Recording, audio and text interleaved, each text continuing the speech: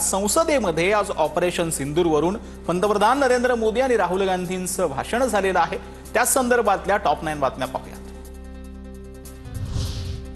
दहशतवाद्यांच्या आकांना कल्पनेपेक्षा मोठी शिक्षा देणार, पंतप्रधान मोदींचा पाकिस्तानला इशारा। दहशतवादाला सडेतोड उत्तर देणं हे भारताचं राष्ट्रीय धोरण असल्याचा पुनरुच्चार।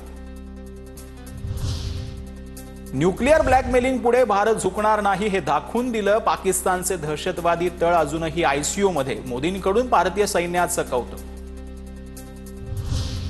संयुक्त राष्ट्रातील 193 पैकी फक्त 3 देशांनी पाकिस्तानला समर्थन दिलं। कोणत्याही देशांनी भारताला स्वसंरक्षणाच्या कारवाईसाठी रोखलं नाही, पंतप्रधान मोदींचं राहुल गांधींना उत्तर।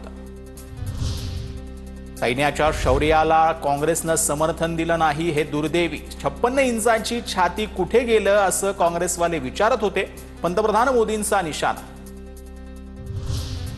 9 तारखेला अमेरिकेच्या उपराष्ट्रपतींनी सांगितलं पाकिस्तानच्या मोठ्या हल्ल्याच्या तयारीत आहे, तेव्हा त्यांना सांगितलं पाकिस्ताननं हल्ला केला तर त्यांना महागात पडेल, मोदींची लोकसभेमध्ये माहिती।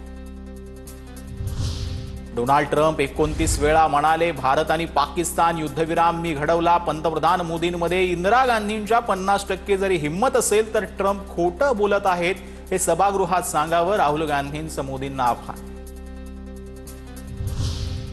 जगातील कोणत्याही नेत्यानं भारताला ऑपरेशन सिंदूर थांबवण्यास सांगितलं नाही, राहुल गांधी यांच्या प्रश्नाला पंतप्रधान मोदींचं जोरदार प्रत्युत्तर।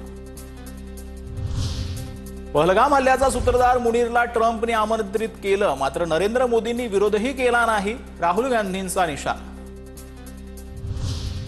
भारत आता आत्मनिर्भर आहे, पण काँग्रेसला मात्र मुद्द्यांसाठी पाकिस्तानवर अवलंबून राहावं लागतं। काँग्रेस पाकिस्तानकडून मुद्दे आयात करतोय। काँग्रेस आणि त्यांचे मित्रपक्ष दुर्दैवानं पाकिस्तानच्या अपप्रचाराचे प्रवक्ते बनल्यात, पंतप्रधान मोदींचा काँग्रेसला टोला।